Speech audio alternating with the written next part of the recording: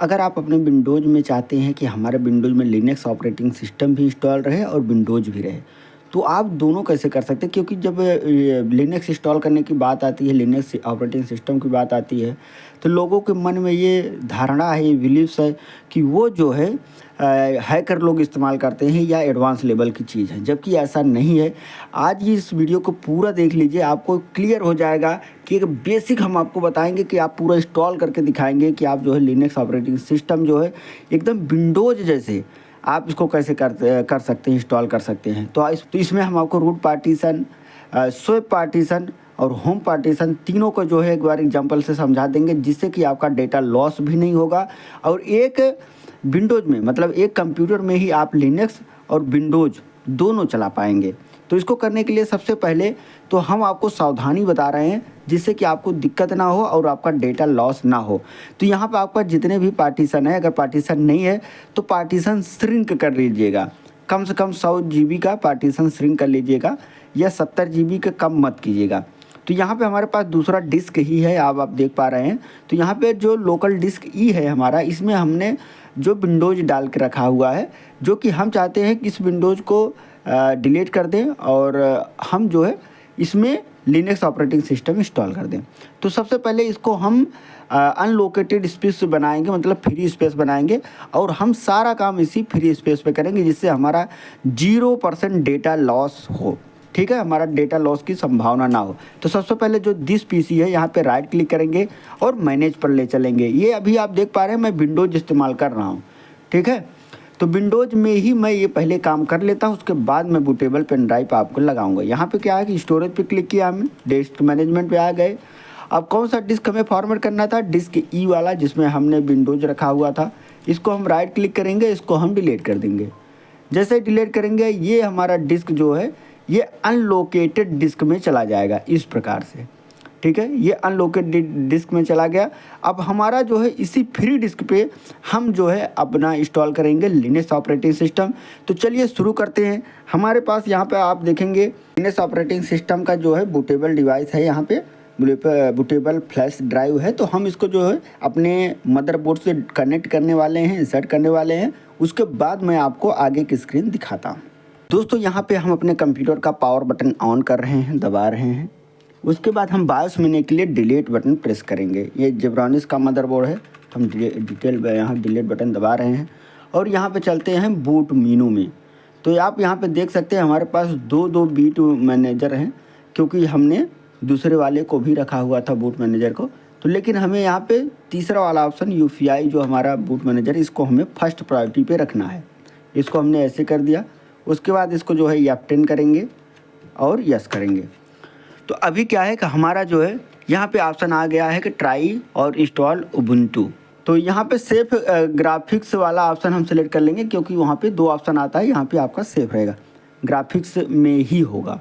ठीक है, यहाँ पे हम क्लिक करते हैं। 2 ऑप्शन आता है, एक जो है नॉर्मल आता है। अगर ग्राफिक्स वाला ऑप्शन सेलेक्ट करेंगे तो आपके लिए सावधानी ये रहेगी, मतलब बेहतर ये रहेगा, बेटर रहेगा, क्योंकि जब आप इंटरनेट कनेक्ट होगा आपके कंप्यूटर से किसी भी माध्यम से, चाहे वाईफाई हो गया, लैन केबल हो गया, तो उसके बाद क्या होगा कि वह जो है सारे ग्राफिकल जो ड्राइवर होंगे वो ऑटो कनेक्ट हो जाएंगे, मतलब ऑटो फाइंड करके इंस्टॉल कर देगा, जिससे आपका ग्राफिक्स अच्छा चलेगा। मतलब कोई भी अगर आपका अच्छा सिस्टम है जिसमें आपके NVIDIA के ग्राफिक्स कार्ड वगैरह लगे हैं, तो उस कंडीशन में आपको जो है ग्राफिक्स ही सिलेक्ट करना चाहिए, क्योंकि वो जो है आइडेंटिफाई करके उसको इंस्टॉल करता है।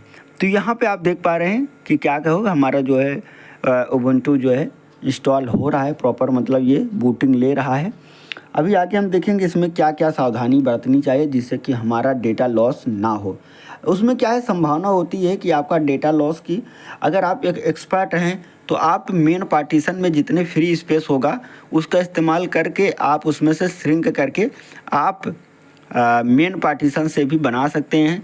मैं आपको सिर्फ यहाँ पे एकदम शुरू से बता रहा हूँ, जो लोग इसको कभी इंस्टॉल नहीं किए हैं या देखे भी नहीं हैं उनके लिए ये बता रहा हूँ, जिससे कि उनको समस्या नहीं होगी और वो आसानी से इसको इंस्टॉल कर पाएंगे, जिससे उनका डर ख़त्म हो जाएगा कुल मिला के। इसीलिए मैं ऐसा कदम उठा रहा हूँ या इसलिए ऐसे वीडियो बना रहा हूँ। तो यहाँ पे क्या है, हमारे पास ये इसका बूट लोडर जो है इस प्रकार से ऑन हुआ है। ये विंडोज़ में क्या होता है कि एक बूट मेनू खुलती है, लेकिन क्या है कि लिनक्स ऑपरेटिंग सिस्टम जो उबुंटू होता है उसमें पूरा विंडो ही खुल जाता है। आप चाहें तो यहाँ पे काम भी कर सकते हैं। यहाँ पे प्रिपेयरिंग उबुंटू आ रहा है, तो हमारा जो सिस्टम है अब ये प्रिपेयर हो रहा है। अब ये आपसे पूछ रहा है कि आप जो है इंग्लिश लैंग्वेज यहाँ पे सेलेक्ट करना चाहते हैं, तो हम इंग्लिश लैंग्वेज सेलेक्ट करके नेक्स्ट पे क्लिक करते हैं। अभी हमें ये बता रहा है कि एक्सेसिबिलिटी इन उबुंटू में सीइंग, हेयरिंग, टाइपिंग और यहाँ पे पॉइंटिंग एंड क्लिकिंग और जूम की सुविधा ये हमें देता है। यहाँ पे नेक्स्ट कर रहे हैं और ये हमें कीबोर्ड का लेआउट सेलेक्ट करने के लिए, और कीबोर्ड आप ध्यान से सेलेक्ट कीजिएगा क्योंकि जो आपका यूज़र नेम होगा वो कीबोर्ड आपका हिंदी में होना चाहिए, मतलब इंग्लिश में होना चाहिए। अगर अदर लैंग्वेज सेलेक्ट कर लेंगे तो आपका हिंदी या कुछ और लिखने लगेगा, तो आपका जो है अच्छे से नहीं होगा वो। ठीक है, तो यहाँ पे हम नेक्स्ट पे क्लिक करते हैं और उसके बाद यहाँ पे कनेक्ट टू वाईफाई के लिए बोल रहा है, तो यहाँ पे हम ले लेंगे do not connect to the internet. ठीक है, यहाँ पे हम इसको क्लिक कर लेंगे और नेक्स्ट पे क्लिक कर देंगे।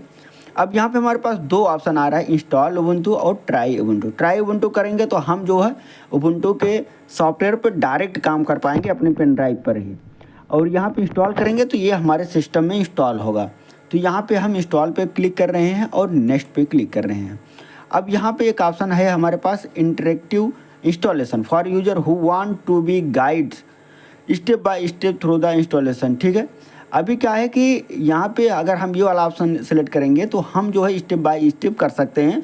अगर automated with auto install file से कर देंगे तो ये ऑटोमेटिक किसी भी ड्राइव इंस्टॉल कर देगा, तो आपके लिए समस्या हो जाएगी, डेटा लॉस हो सकता है। तो यहाँ पे हम इंटरेक्टिव इंस्टॉलेशन सेलेक्ट करेंगे और नेक्स्ट पे क्लिक कर देंगे।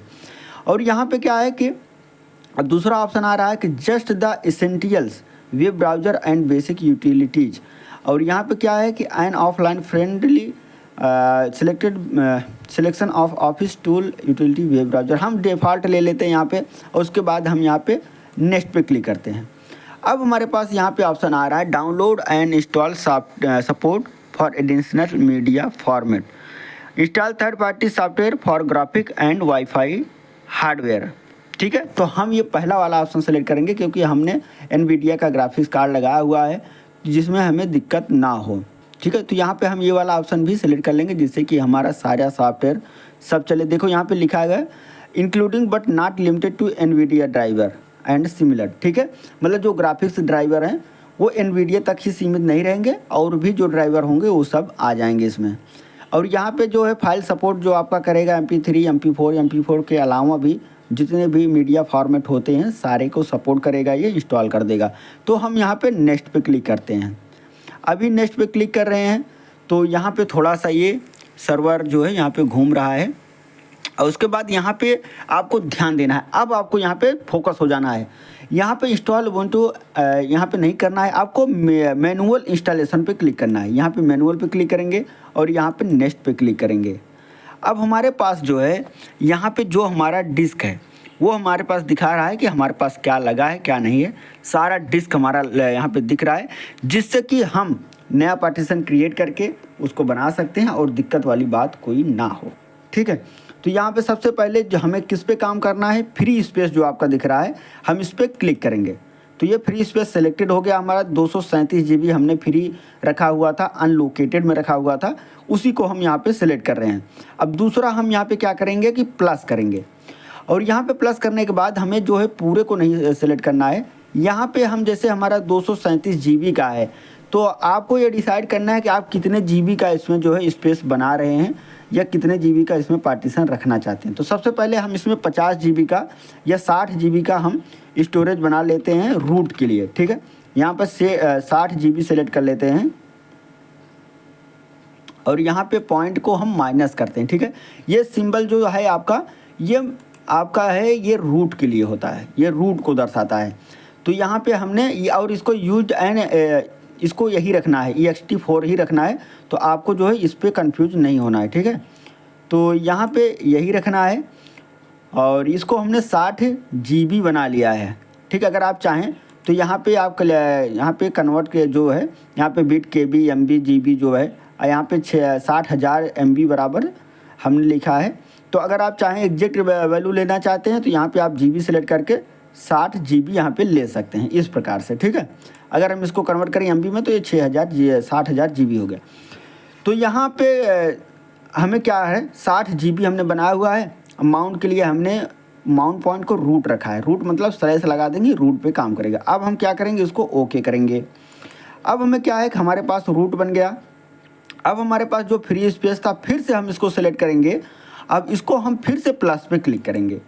अब उसके बाद यहाँ पे क्या करेंगे, हम लगभग 7 से 8 GB का हम यहाँ पे बनाएंगे स्वैप के लिए। तो यहाँ पे हम क्लिक करेंगे लगभग 8000, ठीक है, 8000 MB हमने ले लिया स्वैप के लिए। यहाँ पे हमने स्वैप सेलेक्ट किया और उसके बाद यहाँ पे इसको माउंट पॉइंट को हम यहाँ पे छोड़ देते हैं, ठीक है, इसको हमें सेलेक्ट नहीं करना है।